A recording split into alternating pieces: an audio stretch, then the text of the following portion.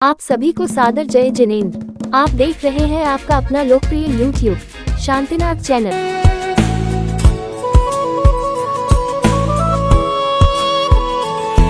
धरती गगन है जो मेरे है वो मेरे भगवन। शांतिनाथ भगवान की हम बोले परम पूज्य संत शिरोमणि आचार्य ब्रह्मर्षि विद्यासागर जी महामुनि राज की, बोले परम पूज्य आचार्य श्री ज्ञान सागर जी महाराज की, बोले परम पूज्य निर्यापक पुंगव श्री सुधा सागर जी महाराज की, बोले मुनि श्री शिव सागर जी महाराज की, बोले आदिका सुज्ञानमती दयामती माता जी की, समस्त मुनि संघ की, समस्त आरिका संघ की। इस बार भी पिछले 2 साल से शिविर लग रहा था, इस बार भी हम सभी पुण्य के उदय से इस शिविर में भाग ले रहे हैं। तो सभी जोरदार एक बार अपने आप के लिए हम सभी ताली बजाएं कि हमें ऐसा सौभाग्य मिल रहा है। और हमारे बीच में सागानेर से विदुषी दीदियां आ चुकी हैं, हम सभी उनके सम्मान में भी एक बार जोरदार तालियां बजाएंगे।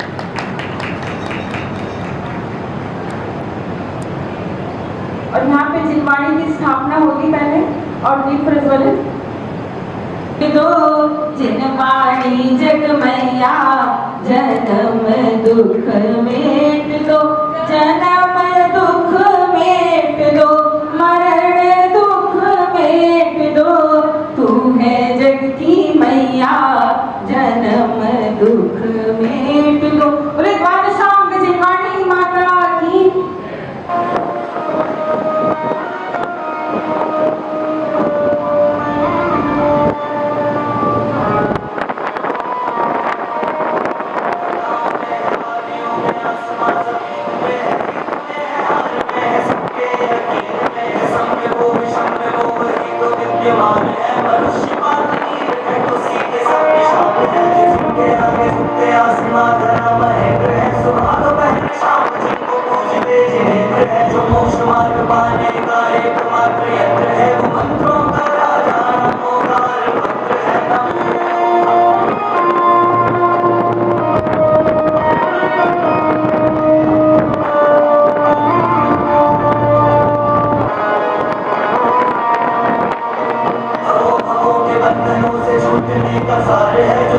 पत्थरों को देव बहती एक धार है, शांति का संदेश प्रेम का ये पाठ है, न खोल पाए पाप ऐसी पुण्य की ये आड़ है।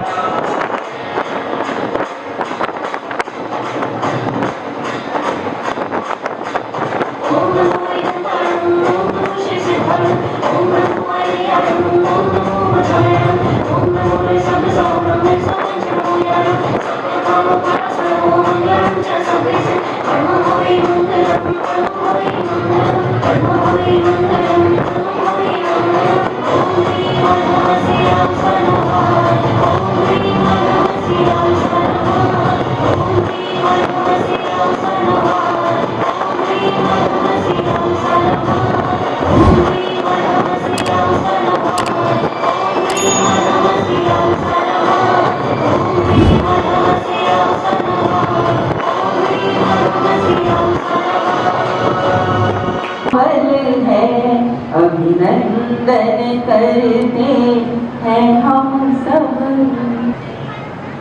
ये पर्दा हटा दो, जरा दर्शन करा दो, हम भक्त तुम्हारे आए हैं, कोई गैर नहीं। अरे हम भक्त तुम्हारे आए हैं, कोई गैर नहीं। ये पर्दा हटा दो, जरा दर्शन करा दो, हम भक्त तुम्हारे की ज्योति जलाई, सारी दुनिया देखने आई। मेरे मन में तो गुरु तू बसा, ओ गुरुवर आजा तू दर्श दे। शिविर का पहला दिन है।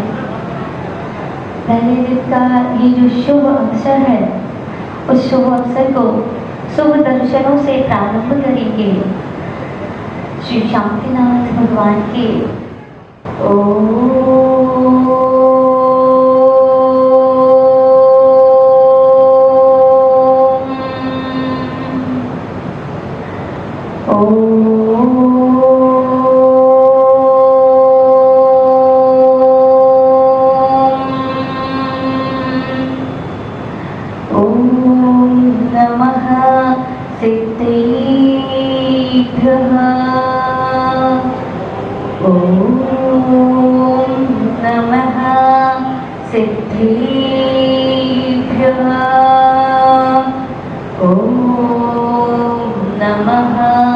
सिद्धिभ्यः नमो अरिहन्तारं नमो सिद्धारं नमो आयुर्यारं नमो वत्सायारं नमो लोये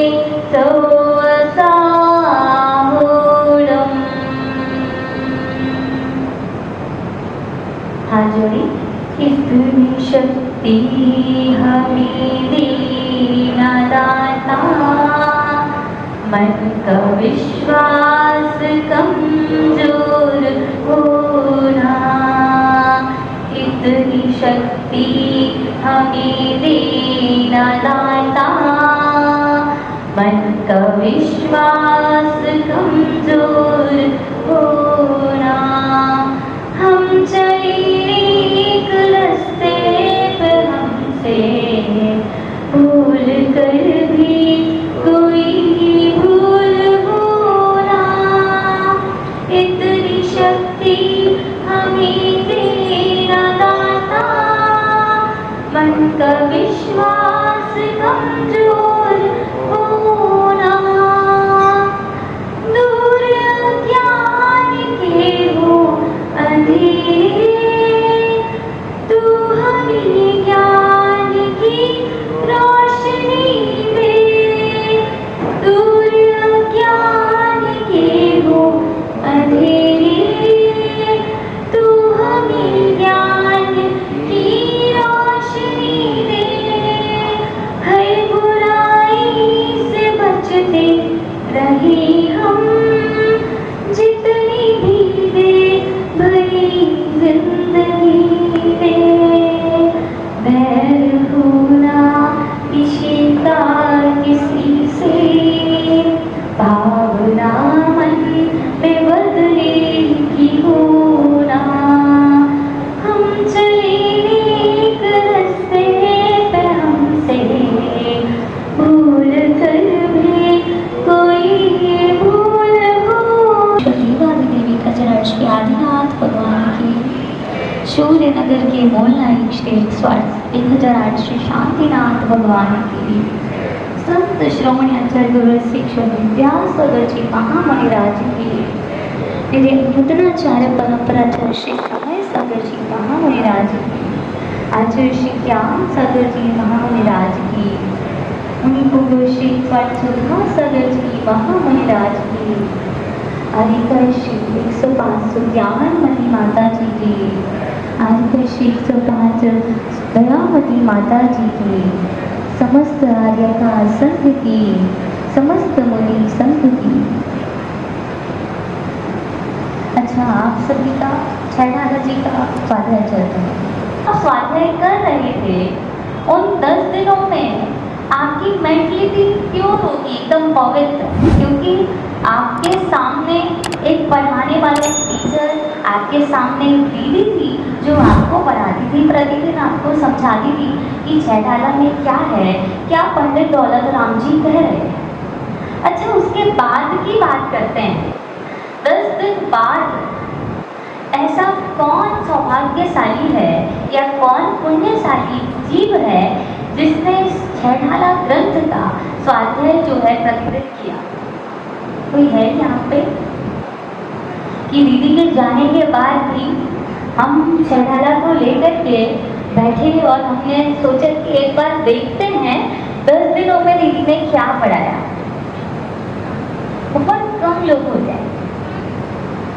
हमें 10 दिन अवसर मिलता है, 10 दिन हमारे पास सामिप्य होता है, सानिध्य होता है, इसीलिए उन 10 दिनों में हम अपनी जी जान एक कर देते हैं। और एक लालच और होता है कि इसको पढ़ करके अंतिम दिन क्या होगी? परीक्षा होगी, और परीक्षा के बाद हमें उसमें कोई ना कोई जो है स्थान प्राप्त करके यहाँ से कोई ना कोई जो है उपहार मिलता है। तो उसकी भी एक लोलुपता जो हमारे मन में होती है, उसके वशीभूत होकर के हम स्वाध्याय करते हैं। पर स्वाध्याय क्यों किया जाता है? ये कभी हमने अपने मन में विचार किया कि ये जो स्वाध्याय हम प्रतिदिन कर रहे हैं उससे हमारा क्या लाभ है, या जो स्वाध्याय हम करेंगे उससे क्या लाभ होगा? कोई बताएगा? अच्छा भैया, एक माइक यहाँ भी दे दीजिए। हम क्यों करते हैं? हाँ बता दीजिए, बैठे बैठे बताइए। स्वाध्याय हम अपने आत्मा के कल्याण के लिए, निष्ठ प्रज्वल स्वयं के लिए और आत्मगत मिथ्या से दूर होने के लिए, सब की प्राप्ति के लिए। ठीक है, ये उन्होंने बताया, ये जिनवाणी में लिखा हुआ है। और प्रैक्टिकली यदि हम देखें तो हम स्वाध्याय क्यों कर रहे हैं? प्रैक्टिकली कोई लॉजिकली आंसर दो कि इससे हमारा कोई तो यहाँ पे कार्य है जो बन रहा है। मंदिर में आने से कोई काम बन रहा है कि मंदिर में आए और 1 करोड़ की डील हमारी फाइनल हो गई, ऐसा हुआ क्या? अच्छा, आप लोग ने ऑरा सुना है? ऑरा मतलब क्या होता है? उसको बोलते हैं हिंदी में भामंडल, और इंग्लिश में उसको ऑरा नाम दे दिया, बहुत फेमस है। आजकल ऑरा के ऊपर लोग बहुत काम करते हैं। अपने पर्सनालिटी डेवलपमेंट में सबसे पहला ऑरा जो है हम वो क्रिएट करना पसंद करते हैं। उसमें एक पॉजिटिव ऑरा होता है, और वो पॉजिटिव ऑरा यदि सबसे ज्यादा किसी का है वो हमारे भगवान है, क्योंकि वो अंतरंग और बहिरंग सारी लक्ष्मियों से क्या है? पूर्ण है। उनके पास अनंत ज्ञान है, अनंत दर्शन है, अनंत सुख है, अनंत सम्यक, सारी जो चीजें हैं अनंत है। अनंत इसका अर्थ होता है न अंतः इति अनंतः, अर्थात जिसका कभी अंत नहीं वो अनंत कहलाता है। और ऐसे अनंत के जो स्वामी हैं, हम उस स्वामी के दर्शन जब करते हैं तो हम भी यही एक्सपेक्ट करते हैं, यही आशा करते हैं कि हे भगवान, आप अनंत को प्राप्त हुए, हमको थोड़ा सा तो आदि उसमें से मिल जाए। इसीलिए हम भगवान के दर्शन करने जाते हैं। आज की युवाओं से मेरा बहुत अनुरोध है, क्योंकि हम जब गुरुदेव के पास गए तो गुरुदेव से मेरा कहना यह था कि गुरुदेव, आज के समय में धर्म में इंटरेस्ट लेने के लिए सिर्फ वही पिछली पीढ़ियां हैं, जैसे दादी, नानी, चाची, मम्मी, भाभी, यही सब लोग हैं जो इंटरेस्ट लेते हैं। लेकिन हमारी एज के लोगों को आप तो पढ़ा रहे हैं, लेकिन जब हम जहाँ पढ़ाने जाते हैं वहाँ हमारी एज के 1-2 बच्चे हमको दिखते हैं, बाकी सब बूढ़े बूढ़े दिखते हैं। तो महाराज ने कहा उनको समझाना कि हमको पढ़ना क्यों जरूरी है। आपको जितना मैथमेटिक्स पढ़ना जरूरी है, जितना साइंस, सोशल साइंस पढ़ना जरूरी है, उतना ही धर्म को पढ़ना भी जरूरी है। अगर साइंस से आपको लॉजिक मिलता है तो धर्म से प्रैक्टिकली लॉजिक मिलता है। जो धर्म हमको पहले दे चुका है वो साइंस अभी दे रहा है। तो आप बताइए कि हमको कहाँ से स्टार्ट करना चाहिए? जो बाद में आया कि जो पहले हो चुका है, पहले से ना। तो जो धर्म है हमको एक ऑरा देता है, पॉजिटिव ऑरा।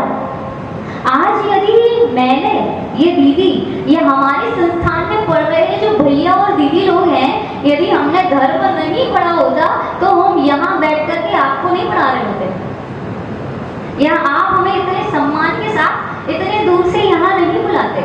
यदि मैंने यहीं पे बीटेक एमटेक किया होता है तो मैं कहाँ पे होती? किसी कंपनी में करोड़ों रुपए कमा रही होती, मेरा बड़ा सा बंगला होता, लेकिन एक चीज नहीं होती, वो ये स्थान जो आप सभी ने हमको दिया है, हमारे गुरुदेव ने हमको दिया है। 4 पंक्तियां उनके लिए कह करके मैं अपनी स्वाध्याय पे आऊंगी। 4 पंक्तियां हैं, गुरुदेव के चरणों में समर्पित हैं।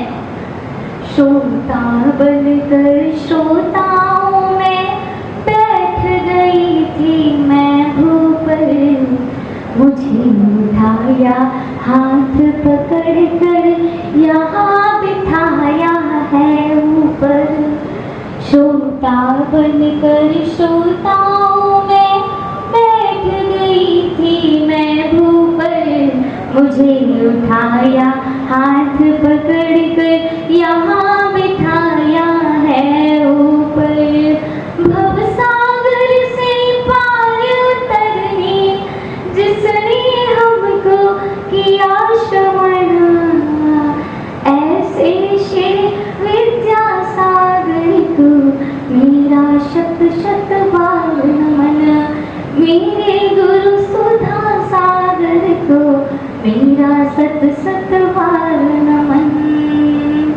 आप लोगों के पास हम प्यूरिफाई होकर के बैठे हैं। हम आप लोगों के पहले हमको हमारे गुरुदेव सुनते हैं। समय साझी शिविर किसी ने टीवी पे देखा है? जिनवाणी चैनल पे हमारे प्रवचन होते हैं, हमको ऐसी दुखती भी होती है क्योंकि गुरुजी ऊपर से बैठ कर के सुन रहे होते हैं। उनका ध्यान पूरे पंडाल पे होता है लेकिन कान हमारे ऊपर होता है कि कोई शब्द यहाँ का वहाँ नहीं होना चाहिए। तो ऐसे उन गुरुदेव से पढ़ करके, ऐसे उन गुरुदेव का सामीप्य प्राप्त करके आज हम आपके बीच आए हैं और उतने सम्मान के साथ आए हैं। और आपसे भी यही अपेक्षा करते हैं कि जैसे हम सच्चे देव शास्त्र गुरु की शरण में तल्लीन हैं, उसी प्रकार आप भी इन 10 दिवसों में देव शास्त्र गुरु की शरणभूत होकर के और उनकी शरणागत होकर के और इस महान ग्रंथ का स्वाध्याय आरंभ करेंगे। सभी छठाला निकाल लीजिए।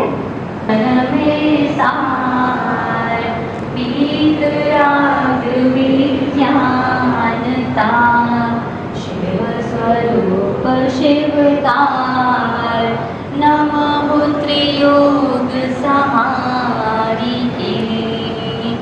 एक बार हम पहली ढाल का पूरा पारायण करेंगे, मतलब उसको पढ़ेंगे पूरा, ठीक है?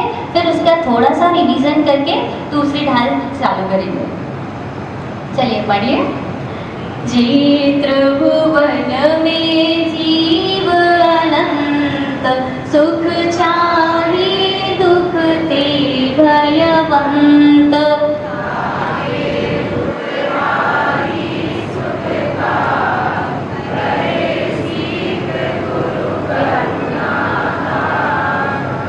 ताहि सुनो भवि मन चिरान, जो चाहो अपनो कल्याण।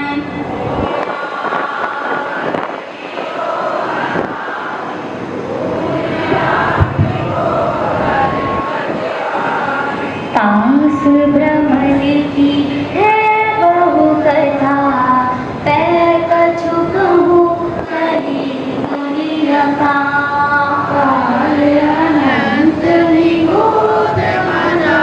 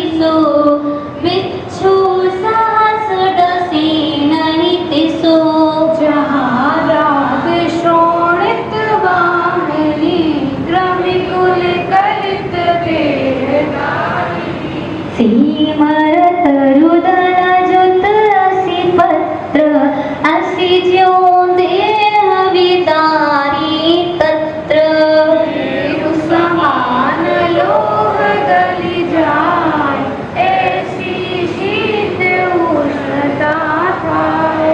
तिल तिल करे देह के खंड असुर भिड़ावे दुष्ट प्रचंड सिंधु नीर पे प्यास न जाए तो पड़ एक न बूंद लहाए। तीन लोक को नाज जुखाए मिटे न भूख कड़ा न नहाए।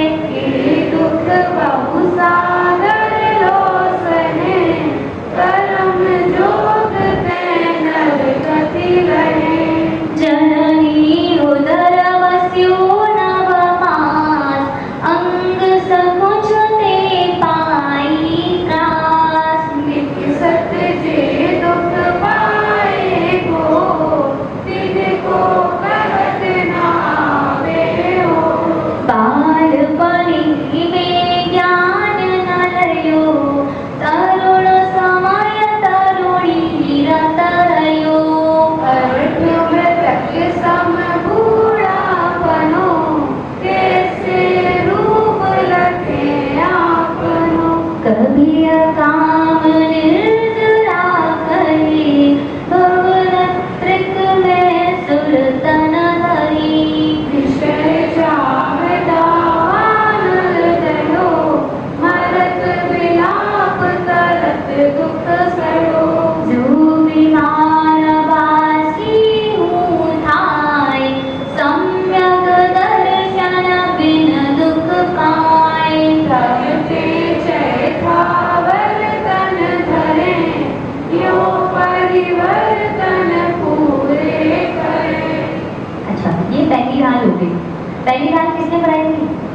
आपको साक्षी देवी ने। हाँ, तो आप पहले तो मुझे मंगलाचरण का अर्थ कौन बताएगा? मंगलाचरण जो सबका मंगल करे और अमंगल को हटाए उसे मंगलाचरण। मंगलाचरण किसे कहते हैं ये नहीं पूछा मैंने। जो छेड़ाला का मंगलाचरण है उसका क्या मीनिंग है ये पूछा।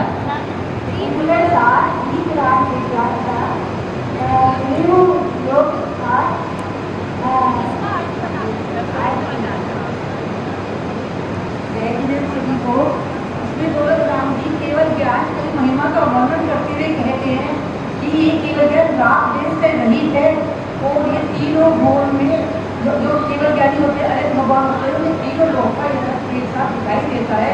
इसलिए तुलसीराम जी केवल ज्ञान का वर्णन करते हैं। ठीक है, हम किसी व्यक्ति विशेष को नमस्कार नहीं कर रहे हैं कि आदिनाथ भगवान को नमस्कार हो या 24 तीर्थंकर को नमस्कार हो। उन तीर्थंकरों में जो क्वालिटीज पाई गई हैं, जो गुण हैं, उन गुणों का क्या करना है? वो उनका मंगलाचरण अर्थात वो हमारे लिए मंगल हो और वो हमको उनके जैसे ही प्राप्त हो। तीन भुवन में सार वीतराग विज्ञानता शिव स्वरूप शिवकार नमो त्रियोग समारिके। सबसे इंपॉर्टेंट वर्ड ये है नमो त्रियोग समारिके। तीन योग कौन कौन से होते हैं? मन, वचन और काय। मतलब हमारा मन, हमारा वचन और हमारा जो काय है उन तीनों को एक ही जगह कॉन्सेंट्रेट करना है।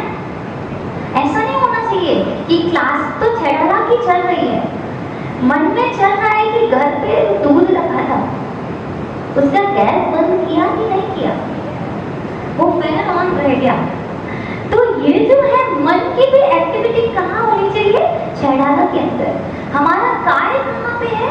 अभी क्लास में है।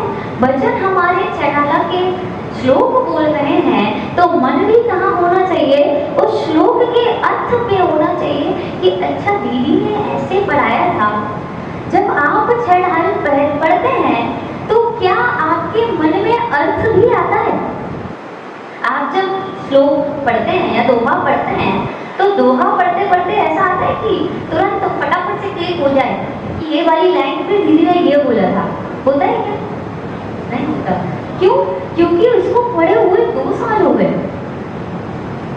लेकिन एक चीज याद रखना कि हमें कोई ऐसी सिमिलर सी चीज दिख जाए जो हमने बचपन में देखी है और उसको देख के हमें तुरंत क्लिक हो जाता है, अच्छा ऐसा तो मैंने 4 साल पहले देखा था।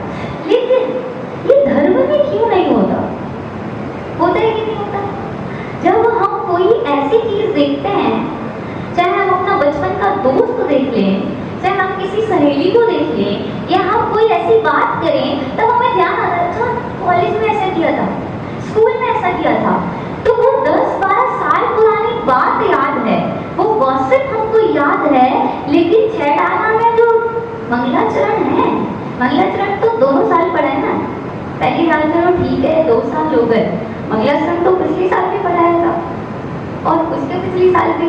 तो मंगलाचरण का अर्थ भी यदि हमको ध्यान नहीं आ रहा है, इट मीन्स हमारा माइंड जो है तो बहुत तेज। हमारा ज्ञानावरण का प्रयोग से बहुत अच्छा है, लेकिन वो दूसरी तरह अच्छा है।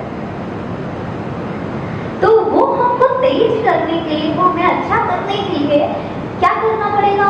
3 योग संभाल के, अर्थात तीनों योग को संभाल करके कि नहीं मेरा मन भी यही लगना चाहिए, मेरा वचन भी यही लगना चाहिए और काय भी। इस सभा के बाद आप कुछ भी करो, मुझको इससे कोई भी मतलब नहीं है। लेकिन अभी फिलहाल आप लोग मिले हो, अभी 1 घंटे जब आप पढ़ेंगे तो आप ना तो किसी के मम्मी हो, ना किसी के पापा हो, ना किसी के दादा हो, ना किसी के भाई हो, आप सभी क्या हो? मेरे हो। मैं आपको 1 घंटे के लिए यहाँ पे अपना बना करके आई हूँ। ये जिम्मानी माँ आपसे ये कह रही है कि 1 घंटे बस मेरे हो जाओ। और कैसे हो जाओ? मन से भी, वचन से भी और काय से भी। ये तीनों चीजें बहुत इंपॉर्टेंट हैं। यदि ये नहीं है तो पूरी 6 हाल पढ़ लेंगे, लेकिन कोई मतलब नहीं रहेगा।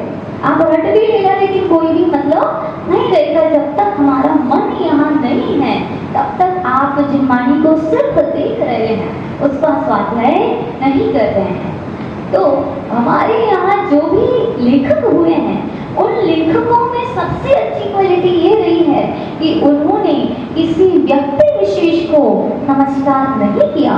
उन्होंने उनके गुणों को, उनकी क्वालिटीज को कि हे भगवान आप वीतराग हैं, आप केवल ज्ञानी हैं, आप हमारा हित चाहते हैं। हमने जब छोटे में भाग 1 भाग 2 पढ़ा था, तो जो हमारे देव होते हैं, सच्चे देव की परिभाषा क्या पढ़ी थी? जो वीतरागी होते हैं, जो केवल ज्ञानी होते हैं और जो कैसे होते हैं? सर्वों के हितोपदेशी होते हैं, वो क्या कहलाते हैं? सच्चे देव कहलाते हैं। उन सच्चे देव को नमस्कार करना ये 3 भुवन का, ये तीनों लोगों का सार है। आपने पहली ढाल में क्या पढ़ा? और अपने आप को देखा। किसको देखा? अपने आप को। अभी आप कौन सी गति में हैं? कौन सी गति में है? मनुष्य गति में। कौन कौन सी गतियां होती हैं? 4 गतियां होती हैं, नरक गति, त्रियंच गति, मनुष्य गति और देव गति। 4 गतियों में से हम कैसे, अभी हमें प्रेजेंट का तो मालूम है ना कि हम मनुष्य हैं। मनुष्य में भी हम जैन धर्म में हैं, जैन धर्म में भी हम इतनी अच्छे संघ में, इतना अच्छा मंदिर है, सारे वातावरण अनुकूल हैं। लेकिन क्या आपको आपका प्रेजेंट पास्ट पता है कि आप पिछले भाव में क्या थे? नहीं, क्योंकि हमारे पास अवधि ज्ञान नहीं है। आपको फ्यूचर पता होगा कि अभी हम इतने अच्छे कार्य कर रहे हैं, बड़े बड़े बंगले बनवा रहे हैं, तो हमारा फ्यूचर क्या होगा? किसी को पता है? नहीं पता। तो ये जो ढाल है, ये हमारे लिए क्या है? दर्पण के समान कार्य करती है। अच्छा, आप लोगों ने भगवान के समोशरण का नाम सुना है? समोशरण होता है भगवान का, है ना? जब हम छोटे थे, जब हमको पढ़ाया समोशरण नाम की कोई ऐसी रचना होती है, तो हमको बिलीव ही नहीं हुआ। क्यों नहीं हुआ? क्योंकि हमने रियलिटी में ऐसा कुछ देखा नहीं है। हमको नरक के ऊपर बिलीव नहीं है, हमको स्वर्ग के ऊपर बिलीव नहीं है। क्यों? क्योंकि हमने वो कभी अपनी आंखों से देखी नहीं। बिलीव कब होगा? जब आपका सच्चा श्रद्धान जिम्मानी के ऊपर होगा कि इसमें यदि लिखा है तो होगा। होगा और सच में होगा। हमारे देव शास्त्र गुरु ने यदि ऐसा कहा है तो स्वर्ग भी होता है, नरक भी होता है, देव भी होते हैं और इस संसार से मुक्ति भी हमको एक दिन प्राप्त होती है। समझ में आई? तो ये जो सही चीज है, सबसे पहला क्या करना, तीनों लोगों को यहाँ रखना। दूसरा, सच्चे देव शास्त्र गुरु के ऊपर सच्चा श्रद्धा रखना कि जो इन्होंने कहा है, जो ये लिख रहे हैं, ये सही सही बात लिख रहे हैं। समूह शरण में एक दर्पण होता है। भगवान की गंधकुटी के नीचे जो सभाएं लगती हैं, 12 सभाएं लगते हैं, उन 12 सभाओं में एक सभा में एक दर्पण पाया जाता है। यदि मैं जाऊंगी उस दर्पण में देखूंगी तो मुझे 7 भव, मतलब हमारा 7 जो पास्ट की हमारी पर्यायें हैं वो, और 7 जो हमारी फ्यूचर में होने वाली पर्यायें हैं वो हमको क्या करती हैं, हमको दिखाई देती हैं। लेकिन अभी तो प्रेजेंट में ऐसे कोई मुनिराज भी नहीं है जो हमको अपने ज्ञान से बता दे कि तुमने ये पाप किया था सो अभी फल भुगत रहे हो। नहीं है ना? ना कोई भगवान का समोशरण है और ना ही कोई इतना मैजिकल हमारे पास क्या है, दर्पण है। तो क्या कर सकते हैं हम फिर? इस दर्पण में देख सकते हैं कि हमने कौन कौन सी पर्यायें कैसे कैसे भुगती हैं। सबसे पहले उन्होंने कहा कि इस संसार में हम घूम रहे हैं, क्यों घूम रहे हैं? कहा मोह मद। आपने शराबी व्यक्ति देखा है? शराबी व्यक्ति जब शराब पी लेता है तो वो भ्रमित हो जाता है, उसको कोई भी ध्यान नहीं रहता। आप लोगों ने रत्नाकर पंचविंशति का एक बहुत बड़ा ग्रंथ है, उसमें सप्त व्यसन में एक मद व्यसन होता है, मतलब शराब पीना। तो उसमें जब उसका वर्णन लिखते हैं तो बहुत अच्छा वर्णन लिखते हैं।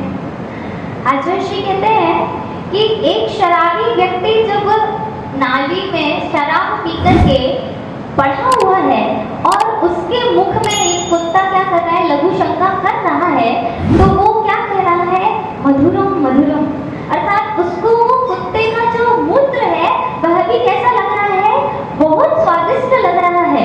ऐसे ही हमको इस संसार में ये सारे सुख कैसे लग रहे हैं, मधुरम मधुरम, बहुत अच्छे लग रहे हैं। लेकिन जब हम इनके दुख देखेंगे, 6ठे अध्याय में तत्वार सूत्र के कहा गया है, बहवारंभ परिग्रहत्वम नारकस्यायुषा, अर्थात बहुत आरंभ, बहुत परिग्रह करने से कौन सी गति, कौन सी आयु का बंध होता है, नरक आयु का बंध होता है।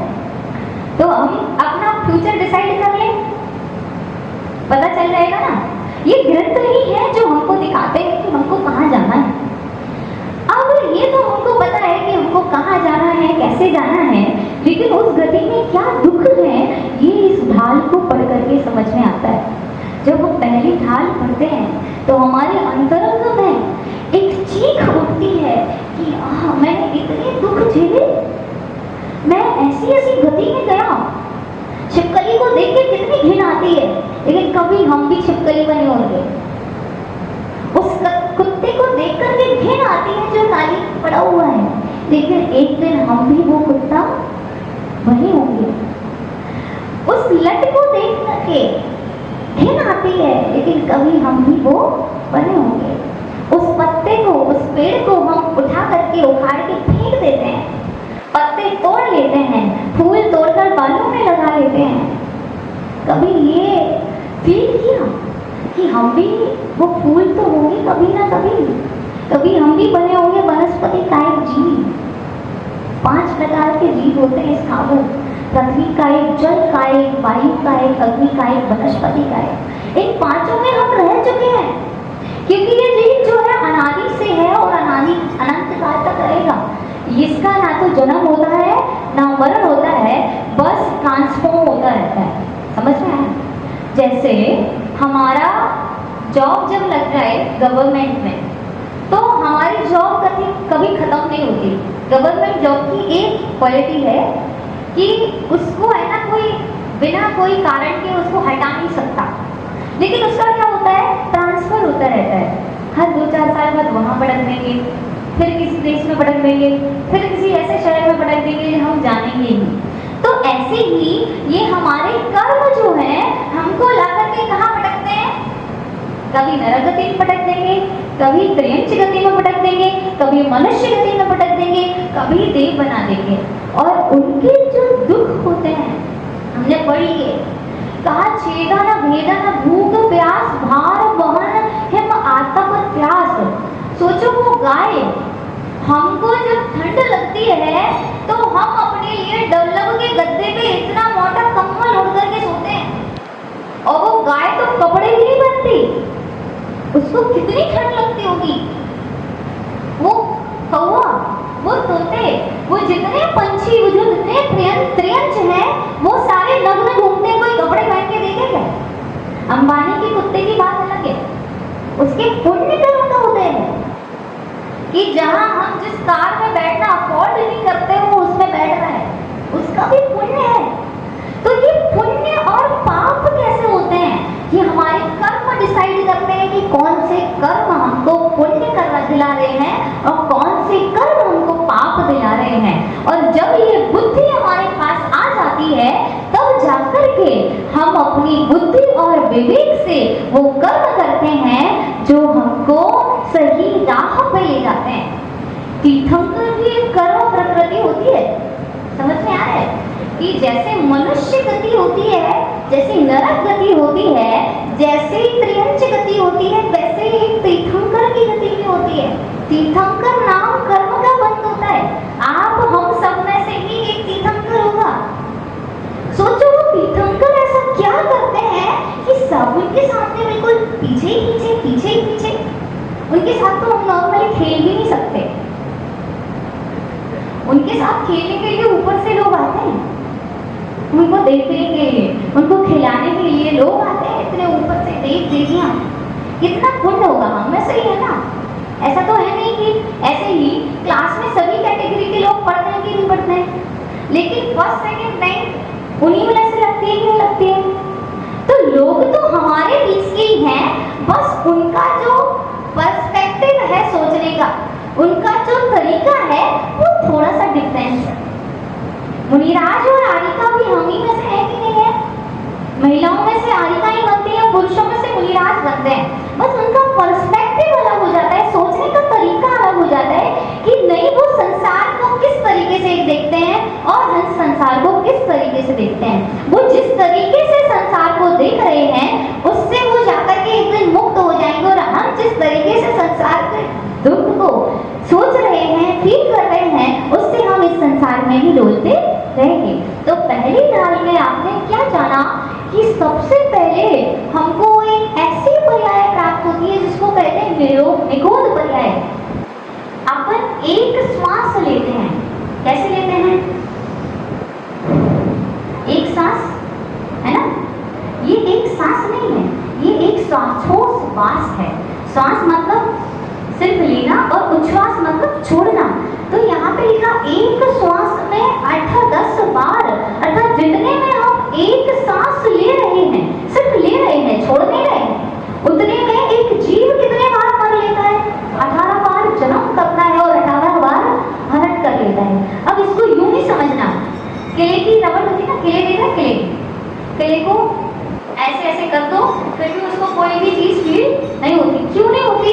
क्योंकि उसमें चेतना नहीं है। लेकिन वो जीव है, उसको जन्म लेने पे उतना ही दुख होगा जितना हमको जन्म लेने पे दर्द होता है। उसको मरण होने पे उतनी तकलीफ होगी जितनी हमको तकलीफ होती है, बस हम उसको फील नहीं कर पा रहे हैं। समझ में आ रहा है कि एक श्वास में हम जहाँ एक श्वास ले रहे हैं, एक सांस की कीमत कितनी है?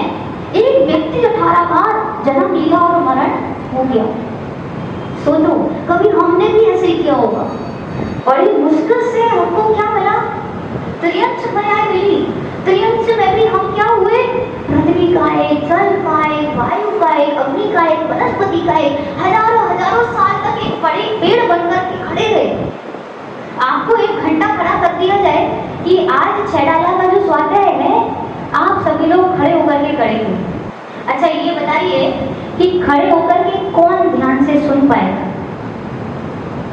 आधा दिमाग तो यही रहेगा, दीदी बहुत खराब है, ये कैसे कैसे काम बताती हैं। 1 घंटे में हमारा दिमाग छेडाला पे नहीं जाएगा, सारा का सारा दिमाग हमारे पैरों पे जाएगा। सोचो वो पेड़, एक वट वृक्ष हजारों वर्षों तक ज्यों का त्यों खड़ा रहता है, उसको कितनी तकलीफ होती होगी। उसके अंदर भी प्राण है कि नहीं है? 4 प्राण होते हैं, है ना? वो चारों के चारों प्राण उसके अंदर हैं। आप लोग ये नहीं समझना कि दीदी बहुत लेंथी खींच रही है, डीप में जा रही है। मैं आपको फील कराना चाहती हूँ कि आपको फील हो अंदर से कि मैंने क्या क्या कर्म किए हैं, उन कर्मों से मैंने कैसे कैसे दुख भोगे हैं और कितने अच्छे कर्म किए हैं, जिससे इस जिनवाणी को सुन करके मुझे बुद्धि आ रही है कि हाँ दुख सहे है मैंने। तो बाद में हमको कौन सी महिला प्राप्त होती है? बड़ी मुश्किल से लट पिपील अली आदि शरीर एक इंद्रिय द्वि इंद्रिय त्रिइंद्रिय लट जन्म होता है। लट कैसी होती है देखिए आप लोगों ने, एकदम ऐसी, उसको देख के ही घृणा आए। लट जो है मटर में निकलती है ना ग्रीन कलर की, जब हम फूल गोभी देखते हैं तो उसमें व्हाइट कलर की निकलती है। ऐसी पतली पतली सी लटें होती हैं। वो 2 इंद्रिय चीज है, उसके पास स्पर्शन है, रसना है, उसके पास सूंघने के लिए घ्राण नहीं है, सुनने के लिए कान नहीं है, आंखें नहीं है। सोचो क्या दुख है उनके। पिपील मतलब चींटी, लेकिन चींटी के अंदर भी कितना ज्ञान है, स्पर्शन रसना घ्राण। आप सोचो कि मैंने यहाँ पे करेले का टुकड़ा रखा है और एक खांड मतलब मिश्री का टुकड़ा रखा है। चींटी के पास आंख नहीं है, चींटी के पास कान नहीं है, लेकिन वो किसके पास आएगी? खांड के पास कि करेले के पास? मतलब ज्ञान तो है उसमें, फील तो उसको भी होता है, सही और गलत उसको भी ज्ञान है। मतलब कि दर्द भी फील होता होगा ना। हम जाते हैं रास्ते में, इतनी चींटियां पड़ी हैं, हम ऊपर देख रहे हैं और एक पैर रख दिया 10 चींटी मर गई, कितना दर्द हुआ। एक दिन हम भी वो चींटी थे। भौरा, छिपकली, ये जो 4 इंद्रिय जीव होते हैं उनके पास कान नहीं होते। 5वीं इंद्रिय कौन सी है? स्पर्शन रसना घ्राण चक्षु कर्ण। छिपकली के पास कान होते हैं क्या? नहीं होते, लेकिन छिपकली वहां पे है। मैंने एक ताली बजाई और चली जाती है, कान तो नहीं। उसके पास भी ज्ञान है, वो समझ रही है कि मुझे खतरा है, इसीलिए वो भाग गई। अर्थात ज्ञान सभी जीवों के पास है, दर्शन सभी जीवों के पास है। चक्षु हो या ना हो, कर्ण हो या ना हो, घ्राण हो या ना हो, मतलब फील सबको होता है। अगर हाथ कटने पे हमको दर्द होता है तो एक पैर कटने पे एक गाय को भी दर्द होता है, एक कुत्ते को भी उतना ही दर्द होता है जितना हमको दर्द होता है। तो हमने भी वो सारी पर्यायें, छेदन भी हमने सहा, भेदन भी हमने सहा। किसी ने हमको काट दिया, किसी ने हमको बंधन में रखा। छोटे छोटे गधों पे 5-5 क्विंटल के हम बोरे लाद करके ले जाते हैं। भार वहन हिम, मतलब ठंड में भी उनको कोई कंबल उड़ाने वाला नहीं है, देखने वाला नहीं है कि हमको ठंड लग रही है तो उसको भी ठंड लग रही होगी। और धूप में, अभी दिल्ली में इतनी धूप बढ़ रही है कि आप आधे घंटे के लिए यहाँ से वहाँ हो जाओ तो 1 घंटे तक जी उछलता रहता है, गर्मी लग रही है, गर्मी लग रही है। उसके बाद हमको 1 घंटे एसी की जरूरत रहेगी। सोचो वो जीव जिनके पास घर नहीं है, वो पूरे टाइम किसमें धूप में घूम रहे हैं। ऐसे हमने दुखों को सहन करते हुए नरक में भी गए हैं। नरक में कैसे दुख होते हैं पता है? कोट जीव थे जात न बने, मतलब ऐसे ऐसे दुख हैं जो हम करोड़ एक जीव से मैं बोल रही हूँ। और कितना बोल सकती हूँ? लिमिटेड। अगर मैं ज़्यादा से ज़्यादा बोल सकती हूँ तो मैं 1 घंटा 2 घंटा 3 घंटा, और गुरु जी जैसा सामर्थ्य हो तो 10-10 12-12 घंटे भी बोल करके वो दुख हम बता नहीं सकते कि कैसा दुख हमको उन गतियों में होता है। नारिकों में जब हम जाते हैं तो हमारे यहाँ पे तो बढ़िया फर्श बिछा दिए भैया ने ये नीचे, और यही अगर पत्थर वाला होता तो कोई बैठता नहीं। आराम के लिए आपके लिए चटाइयाँ बिछा दी, आपको कोई तकलीफ ना हो तो एक 4 यहाँ पे 4 यहाँ पे और ऐसे ही पंखे 10-12 पंखे भी लगवा लिए, कितना आराम है। वहां पे जमीन को टच करने पे कितना दुख होता है। कह रहे हैं कि उस जमीन को छू करके इतना दर्द होता है जितना 1000 बिच्छुओं के काटने पे दर्द होता है। सोचो, अब वहां भी तुम चलते हैं ना, कैसे चलते होंगे? एक जंप लगाए, एक पैर लगा, फिर जंप लगाए, एक पैर लगा। इतना तकलीफ वहां नरकों में होती है, उस तकलीफ को झेल करके हम यहाँ पे आए हैं। और इतनी गर्मी होती है। सुमेरु पर्वत कितना है? 1 लाख योजन ऊंचा है। उस योजन ऊंचा जो सुमेरु पर्वत है, इतनी गर्मी होती है कि वो सारा का सारा पिघल जाए। अपने यहाँ तो कोई गर्मी नहीं है अभी, अपने यहाँ पे कोई वहां पे अगर मान लो चप्पल पहन के जाए तो चप्पल पूरी पिघल जाए। तो ऐसी उस गर्मी में ऐसी ठंड कि लावा का लावा पूरा जम जाए, ऐसी ठंड। हमारे यहाँ पे ठंड नहीं होती थी, और ठंड होती है तो अपने रूम में हीटर लगा लेते हैं। तो ऐसी ठंडी गर्मी में रह करके हमारा जीव आया है, लेकिन हम इतने दुखों से क्या हो जाते हैं, घबरा जाते हैं, परेशान हो जाते हैं। थोड़ा सा टॉवल में हाथ चिप गया तो हमको रोना आ जाता है, थोड़ी सी गर्मी ज्यादा लग गई तो हमको रोना आ जाता है। सोचो, वहां तो आप 0 डिग्री टेम्परेचर में रह के आए हो और यहाँ पे 45 में दिक्कत हो रही है। तो ये जो हमारे अंतरंग में ये जो शक्ति है, इसको हमें पहचानना है कि यदि वहां पे हम ये सारे दुख सहन करके आए हैं तो यहाँ के दुख हमको फील नहीं होना चाहिए, यहाँ की गर्मी हमको फील नहीं होनी चाहिए। अब आपको क्या करना है, घर जाके 1 घंटे के लिए अपने सारे इलेक्ट्रिसिटी सामानों को बंद कर देना है। कूलर बंद कर देना, पंखा बंद कर देना और गेट सब बंद करके 1 घंटे बैठना है। और क्या ध्यान रखना है? किसी ने कहा फील करना है। क्या फील करना है? कि नरक में हम कौन से कितने टेम्परेचर में रहे हैं? 0। और जितना हाई टेम्परेचर होता है 100, उसमें रहे हैं। ये रूम टेम्परेचर तो क्या ही चीज है, 1 घंटे बैठ के देखते हैं। एक बार प्रैक्टिकली करना है, फिर देखना है कि हमारी शक्ति कहाँ गई है। 3 गति समझ में आ गई? तीनों गति में कितने दुख है, थोड़ा सा फील करो, थोड़ा सा हुआ ना। तो जो मनुष्य गति है, मनुष्य गति में एक माँ के गर्भ में जब शिशु रहता है, सोचो आपको इतना सा एक डब्बा दे दिया जाए और उस डब्बे में आधे घंटे के लिए पैक कर दिया जाए, कैसा लगेगा? और उस डब्बे में कैसी बदबू आ रही है वो हम सोच भी नहीं सकते। ऐसे बदबूदार डब्बे में यदि आपको 1 घंटे के लिए बंद कर दिया जाए तो आप 5 मिनट बाद उस डब्बे को ऐसा धकेल के तोड़ देंगे और बाहर निकल आएंगे।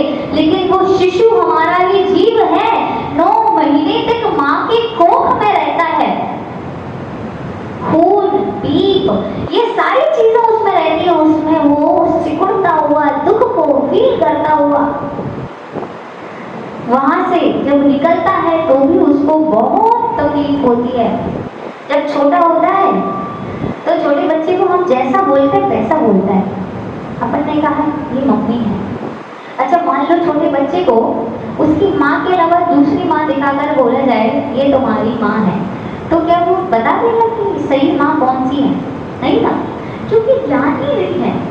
जैसा आपने बोला वैसा उसने किया, वैसा उसने भी बोला। तो ऐसा जो ज्ञान है वो हमारे बालपनी में होता है। हमको जो पढ़ाया जाता है, हमको बताया गया कि सच्चे देव शास्त्र गुरु हमारे ये हैं, नमोकार मंत्र ये होता है। हमारे जो गुरु बोलते हैं हमें वो करना चाहिए, तो वैसे ही बालक आगे संस्कारवान बनता है। और यदि हमको यह नहीं सिखाया जाए, आपने एक कहानी सुनी है तोते की? 2 तोते होते हैं, एक ब्राह्मण के परिवार में जाता है और एक कहाँ जाता है? एक जो काटपीट करता है ना, जिसको चांडाल बोलते हैं, जिसके यहाँ पे काटपीट का काम होता है, तो दोनों तोते, उनको ऑब्जर्वेशन के लिए दोनों घरों में रखा गया। एक जगह वेद के मंत्र पढ़ाए जा रहे हैं, नमोकार मंत्र सिखाया जा रहा है, और अतिथि जब आते हैं तो उनसे बोलते हैं नमस्कार, जय जिनेंद्र। इस प्रकार से अभी वेद वादन सिखाया जा रहा है। वो तोता वहाँ पे रह करके वो सारी चीजें सीखता है। एक कटाई का घर है जहाँ पे मार काट चलती रहती है, गाली गलौज के अलावा कोई बातचीत नहीं होती, तो वो तोता क्या सीखेगा? सेम टू सेम हमारे बच्चे होते हैं। आज इतनी संख्या में आप लोग यहाँ पर बैठे हुए हैं, आपके घर में इतनी ही संख्या में बच्चे होंगे, और उन बच्चों को आप जैसा अभी सिखाएंगे वो बच्चे वैसा का वैसा अनुसरण करके आगे आपके साथ भी करेंगे। आपने सिखाया कि ऐसे ऐसे हमारे पंचपरकिष्टि होते हैं, तो उसको समय पे, सही समय पे पंचपरकिष्टि का ध्यान आएगा, और उसको हमने अच्छी सुख सुविधाएं दे दी, तो फिर वो उसके बाद आप जब बेड पे डले होंगे, जब आपकी उम्र होगी 80-85 साल, जब आपके हाथों में जान नहीं होगी, पैरों में जान नहीं होगी, मुंह से शब्द नहीं निकल रहे होंगे, तब जिनवानी का स्वाद कौन कराएगा आपको? आपने कभी विचार किया? अभी हम अपने बच्चों को, इसमें ये भी लिखा है तरुण समय तरुणी रत रयो, अर्थात जब हमारा यौवन काल होता है तो हम क्या सोचते हैं कि जो भी ये धर्म कार्य हैं ये सारे कब किए जाते हैं? बुढ़ापे में। और जब बुढ़ापा आता है तो करने की ताकत नहीं बचती, तो ये लगता है कि अब कोई करा दे। इससे अच्छा ये है, हमने तो अपना प्रिजर्व करके रखा है बुढ़ापा। गुरुजी ने कहा कि तुम लोगों को आगे चल करके किसी पोते की जरूरत नहीं रहेगी, अपने मन में ही समयसार पढ़ लेना, अपने मन में ही छेड़ाला पढ़ लेना, अपने मन में ही समाधि मरण। हमारे यहाँ 5 साल में इतने ग्रंथ याद करा देते हैं, ये कंठ कहते हैं, कंठी की विद्या और अंटी का धन विपत्ति के समय पे काम आता है। अपने यहाँ पे महिलाएं चावल के डिब्बे में पैसे रख देती हैं, जब घर में पैसों की कमी होती है तो वो वापस काम में आती है। वैसे ये जो कंठगत विद्या होती है, इसीलिए आपसे कह रहे हैं कि ये जो ढाल है इनको याद कर लो। जब आपके समय में, जब आप बूढ़े होंगे और जब आपके पास कोई सुनाने के लिए नहीं होगा, तो अपने आप पढ़ लेना। तो ऐसे ही ये जो स्वाध्याय है, ये स्वाध्याय ना केवल इस भौतिक कल्याण के लिए, पर भव भी ये हमको सुधारेगा।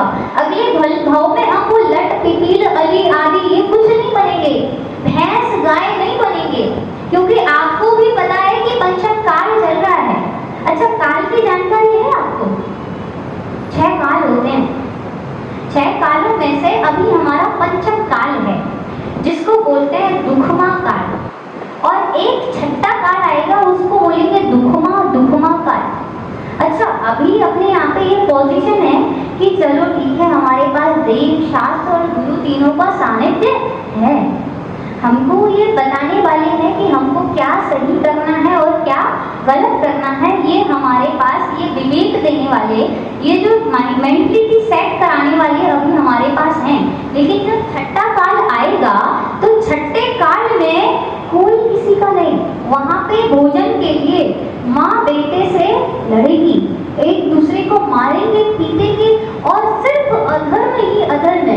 तो आपसे मैं पूछना चाहती हूँ, क्या उस छठे काल में आप मनुष्य या त्रयंच बनकर रहना चाहते हो, या फिर इस लोक में ही जैन धर्म का अनुसरण करके, सच्चे देव शास्त्र गुरु का अनुसरण करके, जैसा वह कह रहे हैं वैसा वैसा करके अपना भव सुधार के सुख शांति में अपना रिजर्वेशन ऊपर के लिए कराना चाहते हैं? यस और नो? हाँ, है ना? बिल्कुल कराना चाहते हैं। ऐसा कोई भी व्यक्ति नहीं है। आपका जो घर है अभी किससे बना है? कंक्रीट से बना है, पत्थर से बना है, सीमेंट से बना है। लेकिन जो स्वर्ग में विमान होते हैं आपने देखे नहीं। अच्छा, एक काम और आज मैं आपको देती हूँ। आप सभी के पास डिजिटल फोन है, सबके पास एंड्रॉइड होगा, किसी के पास आईफोन ही होगा। तो उस फोन में यूट्यूब होती है, और यूट्यूब सिर्फ और सिर्फ मूवीज देखने के लिए नहीं होती, वेब सीरीज देखने के लिए नहीं होती, है ना। तो वो और भी चीजों के लिए होती है। एक चैनल का नाम मैं बताती हूँ, अपनी कॉपी में नोट डाउन कर लीजिए। चैनल का नाम है जैन डिजिटल पाठशाला। उस पे 3D एनिमेशन चलता है। 3D एनिमेशन समझ में आता है? आप लोग वीडियो गेम जो खेलते हैं उनको एनिमेशन समझ में आता होगा। उसमें विजुअलाइज कराते हैं कि नरक कैसा दिखता है, स्वर्ग कैसा दिखता है, कैसे उसके विमान होते हैं। तो उसमें आप देख कर के आना कि स्वर्ग में हमारा घर कैसा होगा, एक घर फिक्स कर लेना और फिर मुझे बताना दीदी हमने इस वाले स्वर्ग में ये वाला विमान फिक्स कर लिया, ये बहुत सुंदर था, ठीक है। तो वहां पर जाकर के एक बार नरक को देखना, नरक भी देखना जरूरी है कि नहीं? जब तक हमें ये पता नहीं होगा कि इस कमरे के बाहर कुछ गड़बड़ है तो हम उस कमरे में जाना पसंद नहीं करेंगे। तो सबसे पहले नरक देखना कि अगर मैं बहुत ज्यादा आरंभ परिचय कर रहा हूँ तो मेरी फ्यूचर लाइफ ऐसी होने वाली है, उसका मैं थोड़ा सा दर्शन तो कर लूँ। जब आप ये दर्शन कर लेंगे उसके बाद आपको लगेगा कि नहीं यहाँ तो नहीं जाना। अब दीदी आप हमें दूसरा मार्ग बता दो जिससे हम ऊपर चले जाएं, जहाँ पे सोने के घर होते हैं, ये कंक्रीट के नहीं होते। अपने यहाँ पे अपन लाइटिंग लगाते हैं ना, ये अपन को उजीला करना हो तो 1500 लाइट लगानी पड़ती है। वहां पे रत्न ही इतने चमकदार होते हैं कि लाइट की जरूरत ही नहीं पड़ती। अपने यहाँ पे सूर्य और चंद्रमा, हमको अगर सूर्य चंद्रमा ना हो तो ये लाइट कुछ भी नहीं कर पाएगी। वैसे वहां पे रत्न होते हैं, वहां सूरज और चंद्रमा की जरूरत ही नहीं है। उनके यहाँ पे रत्न ही इतनी लाइट मारते हैं कि हमारे वहां पे बिजली की जरूरत नहीं रहती, पानी की जरूरत नहीं रहती। तो ऐसी लाइफ यदि स्पेंड करनी है तो उसके लिए हमको दूसरी ढाल समझनी पड़ेगी। पहली ढाल समझ में आ गई? पहली ढाल में हमने देख लिया कि कैसी कैसी गतियां होती हैं, उन गतियों में कैसे दुख होते हैं। अब हमें दूसरी चीज समझनी है कि उन गतियों में जाते कैसे हैं, है ना। तो दूसरी ढाल हम अभी पढ़ लेते हैं, उसका थोड़ा सा रिवीजन करेंगे, फिर आगे जो तीसरी ढाल का रिवीजन है वो अपन कल करेंगे। आप लोगों को होमवर्क में जिसको बोलते हैं गृह कार्य यह है कि 10 दिनों तक मेरा होके रहना पड़ेगा। यदि आप 10 दिन तक यहाँ बैठ करके स्वाध्याय कर रहे हैं तो वो मुझे 100% चाहिए। 10 दिन के लिए आप भूल जाएं, मेरी तरफ से विनम्र अनुरोध है, क्योंकि हमारे गुरु ने यदि हमको ये उपकार किया है कि आपके यहाँ से उठा करके यहाँ बिठाला है, तो हमारा भी एक कर्तव्य, हमारी भी ड्यूटी है कि आपको कष्ट करके रखें एकदम टाइट। अगर आप में से कोई भी छठाला की पहली दूसरी ढाल रिवीजन करके नहीं आए, और क्योंकि यहाँ पे देव शास्त्र गुरु तीनों विद्यमान हैं, तीनों के समक्ष यदि हम झूठ पाप करते हैं, मैंने आपसे पूछा कि पहले दूसरी ढाल का रिवीजन करके आए कि नहीं आए, और आपने डर के मारे, क्योंकि झूठ जो है 4 स्थिति में बोला जाता है, एक लोभ में, एक हंसी में, एक भय में और एक क्रोध में। 4 में झूठ बोलते हैं। तो डर के मारे थे कि दीदी है ना निकाल देंगी, लेकिन डर भी होना चाहिए कि मैं कुछ भी कर सकती हूँ, फिर मैं वहाँ पे खड़े होकर पढ़ाई कराऊंगी, चाहे वो एक व्यक्ति हो, चाहे दूसरा हो, चाहे पूरे के पूरे वहाँ पे खड़े रहेंगे। क्योंकि आप एक और बात बता देती हूँ, जिन विदुषियों से आप यहाँ पे अभी पढ़ रहे हो, हम उसकी भी शिक्षिका हैं, हम वहाँ पे उनको पढ़ाते हैं। तो ऐसे टाइट हम उनको वहाँ पे पढ़ाते हैं। छठाला हमने वहाँ पे ऐसे ही पढ़ाई है। 6 ढालें सभी बच्चों को कंठस्थ याद है। आप उनसे पहली ढाल का कोई भी श्लोक पूछ लो, दूसरी ढाल का कोई भी श्लोक पूछ लो, शुरुआत का अक्षर बोलना, वो पूरी की पूरी ढाल बोल दें। तो ऐसे यदि हमारा मस्तिष्क 10 दिन तक यदि काम करेगा, तब तो शिविर आयोजन करने का तात्पर्य है, तब तो सचिन भैया की इतनी मेहनत का फल अच्छा लगेगा कि उन्होंने इतनी मेहनत की, इतना बड़ा पांडाल लगाया, इतने बड़े बड़े लोगों को बुलाया, हमको सांगानेर से बुलाया, और आप लोग अच्छे से पढ़ाई भी ना करें तो क्या मतलब है ना? तो आपका होमवर्क क्या है? आपको पहली ढाल और दूसरी ढाल को पूरा पूरा रिवीजन करके आना है। अपन कल तीसरी ढाल का रिवीजन करेंगे। रिवीजन इसीलिए जरूरी होता है कि जब तक हमारा पूर्व ज्ञान विकसित नहीं होगा तो हम नया ज्ञान नहीं ले सकते। इसीलिए चलो दूसरी ढाल पढ़ते हैं। ऐसे मिथ्या दृग ज्ञान चरण बस भ्रमत भरत दुख जन्म मरण तापेन को तजे सुजान सुनि दिन संक्षेप कहूँ बन को है उपयोग रूप बिन मूर्ति जिन मूर्ति अनु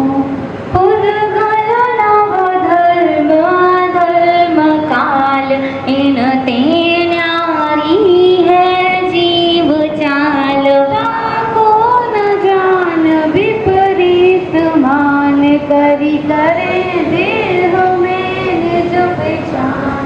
मैं सुखी दुखी मैं रंग राव मेरे धन धन प्रभाव मेरे सुचती में सवर दीन रूप सुवज मूरत प्रवीण तन उपजत अपनी उपज जान तन रशत राग को नाशवान रागादि प्रकट जे दुख दीन किन्हीं को सेवक गिनत चैन शुभ अशुभ बंध के फल मझार रति अरति करी निज पद विशार आगम हित हेतु विराग ज्ञान ते लखे आपको कष्ट दान रोके न चाह निज शक्ति खोए शिव रूप निराकुल तान जोय ज्ञानी प्रतीति जुत कछुक ज्ञान सो दुखदायक अज्ञान जान। क्वेश्चन है ये आपका, दूसरी ढाल में किसका वर्णन है?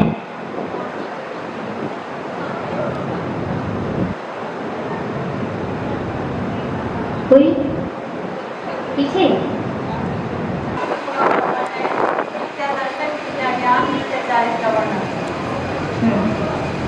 तो वहाँ पे हमको चिंता भय आदि नहीं होते।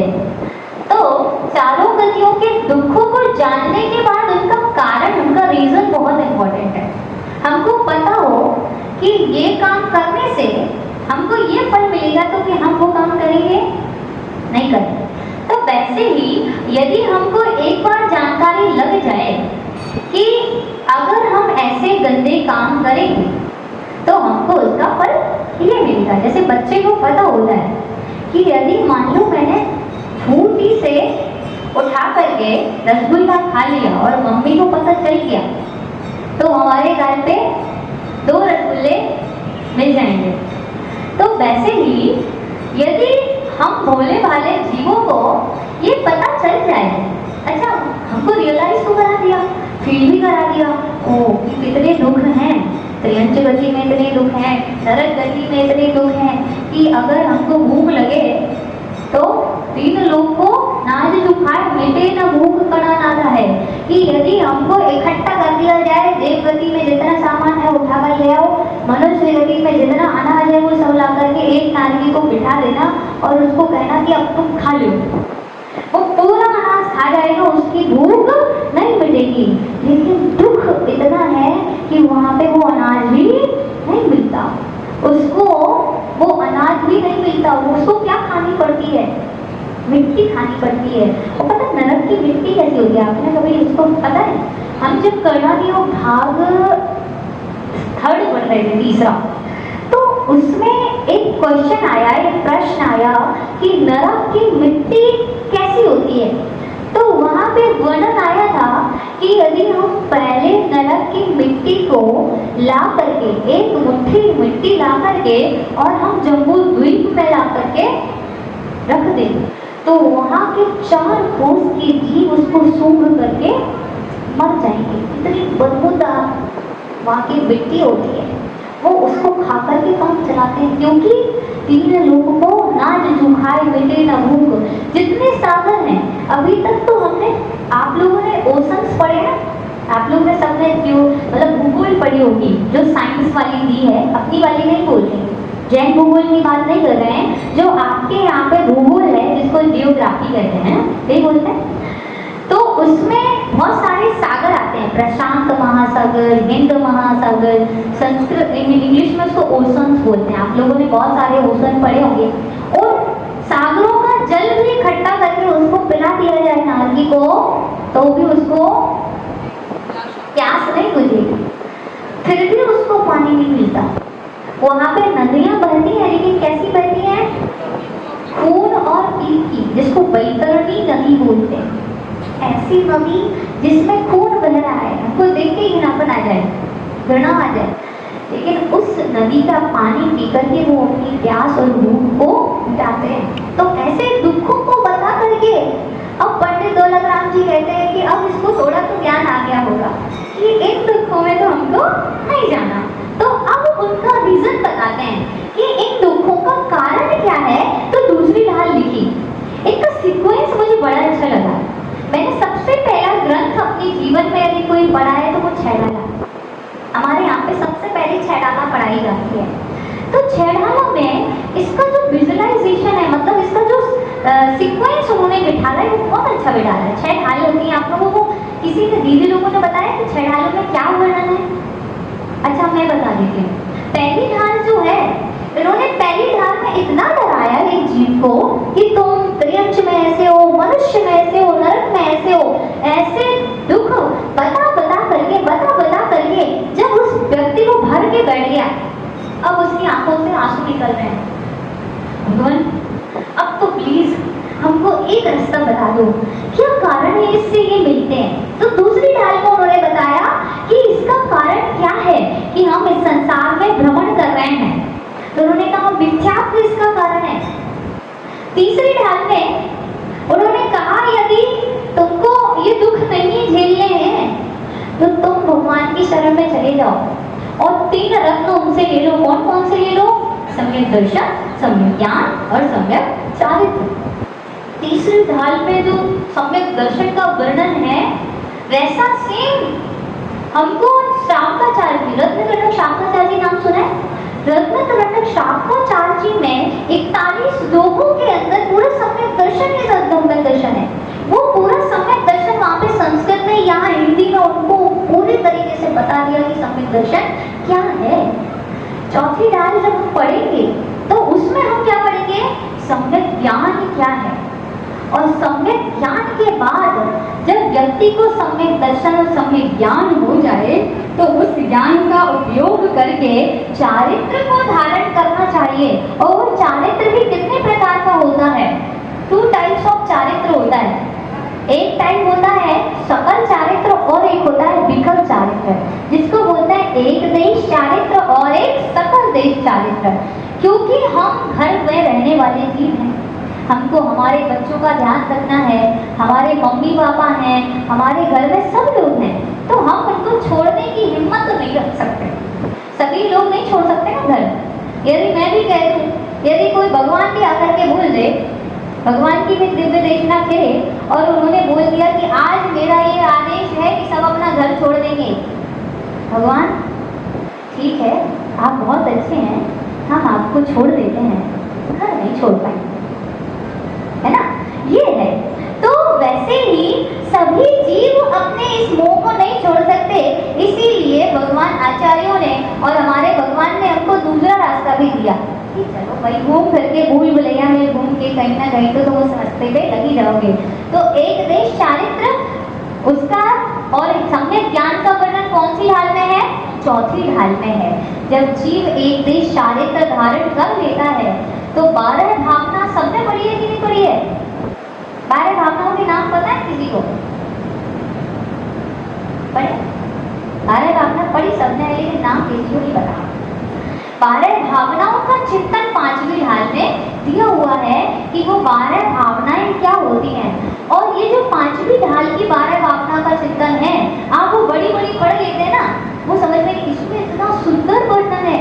हमको सबसे पहले मुझे 5वीं ढाल और पहली ढाल ही याद थी। दोनों ढाल इतनी शानदार वहाँ पे लिखी हुई है, उन्होंने इतने सुंदर तरीके से 12 भावनाओं का 5वीं ढाल में वर्णन किया है। 5वीं ढाल जब व्यक्ति पढ़ेगा तो उसको अपने आप वैराग्य आ ही जाएगा, और वैराग्य आएगा तो वो कहाँ जाएगा? मोक्ष पद पे, सकल चारित्र की तरफ जाएगा। तो 6ठी ढाल में जो है सकल चारित्र का, तो 6वीं ढाल में कौन सा वर्णन है? सकल चारित्र अर्थात मुनिराज कैसे होते हैं, मुनिराज के क्या व्रत होते हैं, क्या समिति होती है, क्या गुप्ति होती है, और वो मुनिराज कैसे तपस्या करके अरिहंत बनते हैं, और अरिहंत के बाद कैसे सिद्ध बनते हैं। मतलब आप देख रहे हो, जीव निगोद से स्टार्ट होकर के मोक्ष भी पहुंच गया, और हम 6 ढाला पढ़ करके भी यही बैठे। इस 6 ढाला का सर्कुलेशन बहुत शानदार है। यहाँ से स्टार्ट होकर के वो पूरा घूम के कहाँ पहुंचा? मोक्ष पहुंच गया। आप 6वीं ढाल जब अंत पढ़ लोगे तो वहाँ पे वो जीव मोक्ष चला जाएगा। जिस जीव के द्वारा ये लिखी गई है और जिस जीव की यहाँ पे चर्चा है, वो जीव तो मोक्ष चला गया, और हम तीसरी पे आके भी अभी तक समय दर्शन ही नहीं हुआ है ना। तो आप लोगों का गृह कार्य यह है कि आपको पहली और दूसरी ढाल को रिविजन करके आना है। आपसे 5 प्रश्न अभी मैं पूछूंगी, उसका बिल्कुल सही उत्तर देना। वैसे अभी हमने प्रश्न पूछने लायक पढ़ाई की नहीं है, परंतु फिर भी मेरे ज्ञान की अपेक्षा से और मेरे विवेक की अपेक्षा से आपको थोड़ा बहुत तो ज्ञान पिछला हो गया होगा, तो उसी के कुछ क्वेश्चन मैं यहाँ पे आपके सामने रखती हूँ। पहला प्रश्न है कि नरक गति में कैसे कैसे दुख होते हैं, कौन बताएगा? अच्छा, मुझे ही उठाना है कि आप लोग उठाएंगे? अच्छा, हाँ, नरक गति के दुख कौन कौन से हैं? नरक गति के दुखों का तो वर्णन ही नहीं किया जा सकता। नरक गति में ना तो भूख मिटते हैं, ना प्यास मिटती है। सारे जग का अनाज भी हम खा लें तब भी हमारी भूख नहीं मिटेगी, और सारे समुद्रों का पानी भी पी लें तब भी हमारी प्यास नहीं मिटेगी, और इसी तरह से जन्म जन्म भटकते रहेंगे। और अधिक परिग्रह से नरक गति का बंद होता है। ठीक है, तो ये जो पहला उपहार है आपको, 3 रत्नत्रय कितने होते हैं? ये जो प्रश्न है ये बच्चे बताएंगे। मतलब हमारी एज के जो यहाँ पे बच्चे बैठे हुए हैं तो शादीशुदा नहीं है। जय जिनेंद्र दीदी, सम्यक दर्शन, सम्यक ज्ञान, सम्यक चारित्र, ये 3 रत्नत्रय हैं। Very good. संसार का कारण क्या है? इस संसार में जो भ्रमण कर रहे हैं उसका कारण क्या है, और कौन सी ढाल में ये वर्णन मिलता है? के कारण हम संसार में बढ़ रहे हैं। बहुत अच्छे। प्रश्न है,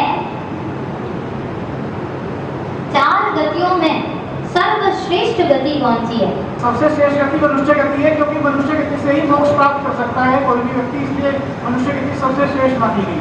सबसे श्रेष्ठ गति मनुष्य गति। जी, बहुत अच्छे। आप यह बताइए कि स्वाध्याय करना क्यों जरूरी है?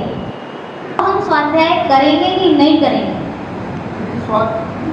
स्वाध्याय करना बहुत जरूरी है। इससे हमारे जो कारण से हमारा ज्ञान ढक गया है, हमारे दर्शन ढक गए हैं, उसका कर्मों का क्षय होगा, तो हमें ज्ञान मिलेगा। ज्ञान से ही हम मुनि पद, उसके बाद अरिहंत पद, सिद्ध पद पा सकेंगे। बहुत अच्छे, करियो। जग जाना मदता हरि, जन्मन हारी गणहर धारी, जमादरा भय रोग हरी, पिथया राधा देव छोड़ी मुझो, पढ़ली सुनली मैं मारी, राणम सुख मनता मरी, शासद मुख कदम पावरी, ज्ञान सूर्य मारो, सौभाग्य मस्तक सदा शांति तुम जपूत नरेन ज्योतिरो सनागे स्वभावे सुचैन। पुण्याचक परिवार सीमान प्रेमचंद जी, पंकज जी, पीयूष जी, पिंकी भैया है, यहाँ पे आ जाए।